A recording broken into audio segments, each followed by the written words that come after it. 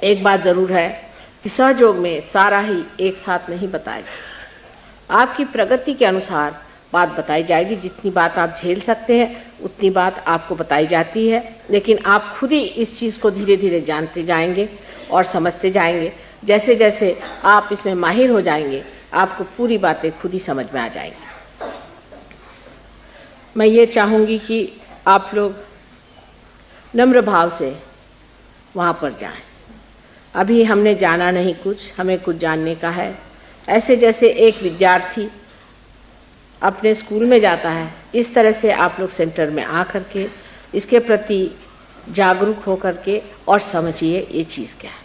बहुत से लोगों को बीमारियां हैं, तकलीफ़ें हैं और इसका मुझे पूरा एहसास है, और सहयोग से अनेक बीमारियां ठीक हो सकती हैं। बहुत से लोग सोचते हैं कि अगर मैं उनसे मिलूं या उनके सर पे हाथ रख दूं या उनकी कोई मदद कर दूं तो लोग ठीक हो जाएंगे। ये बात सही नहीं। असल में आप ही के अंदर ये आपको ठीक करने की शक्ति है। सिर्फ उसको इस्तेमाल कैसे करना चाहिए, उस शक्ति को किस तरह से चालित करना चाहिए, उसका उपयोग कैसा करना चाहिए, ये आप सीख लीजिए। अगर आप इसे सीख लें तो कोई आपको ज़रूरत नहीं कि आप मेरे पास किसी पेशेंट को लाएं या मैं ही आपको समय दूं। दूसरे अगर आपके घर में कोई बीमार, बहुत से लोगों का चित्त तो वहीं लगा रहता है कि कोई बीमार है, तकलीफ़ है, तो इसके लिए ठीक यही होगा कि आप स्वयं इसमें प्रवीण हो जाएं, इसमें आप होशियार हो जाएं। अगर आप इसमें खुद ही होशियार हो गए तो आप उनको ठीक कर सकते हैं। आप बम्बई में हम कभी भी किसी पेशेंट को ठीक नहीं करते, वहाँ सहयोगी सबको ठीक करते हैं, और अनेक लोगों को इन्होंने ठीक किया है।